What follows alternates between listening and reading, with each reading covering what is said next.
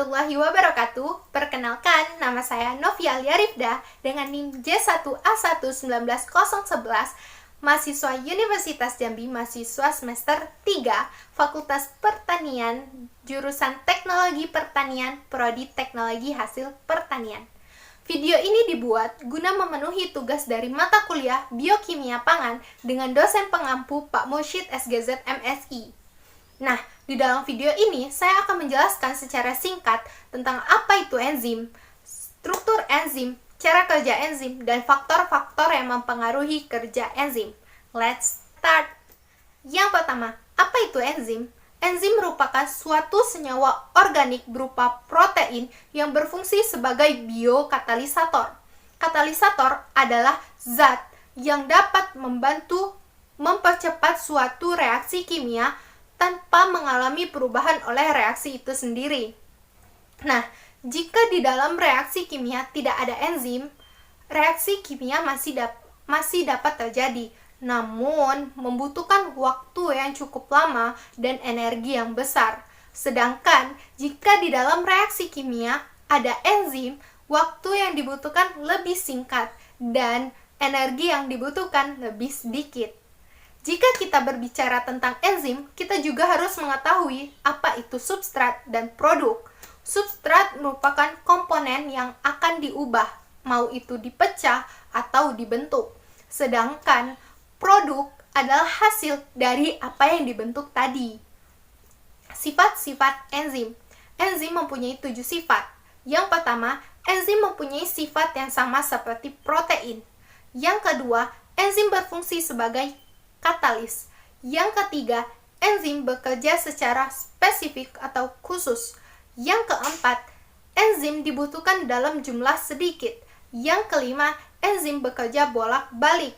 Yang keenam, enzim tidak menentukan arah reaksi, namun senyawa yang membutuhkanlah yang menentukan arah reaksinya.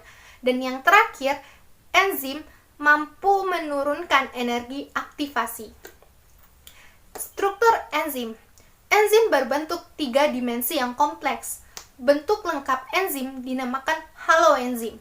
Haloenzim tersusun atas 2 komponen, yaitu apoenzim, komponen protein, dan gugus prostetik, komponen non-protein. Apoenzim merupakan sisi aktif enzim di mana tempat melekatnya dan bereaksinya substrat. Lalu, gugus prostetik atau komponen non-protein tersusun atas kofaktor dan koenzim. Kofaktor terdiri dari molekul anorganik atau ion logam seperti Fe2+, Mn2+, dan lain-lain. Sedangkan koenzim terdiri dari molekul organik seperti vitamin, koenzim A, NADP, dan lain-lain. Cara kerja enzim.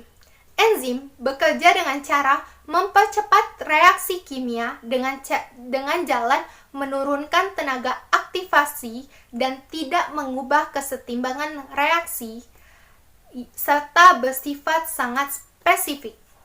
Nah, ada 2 cara kerja enzim, yaitu teori lock and key dan hipotesis induced fit atau hipotesis induksi.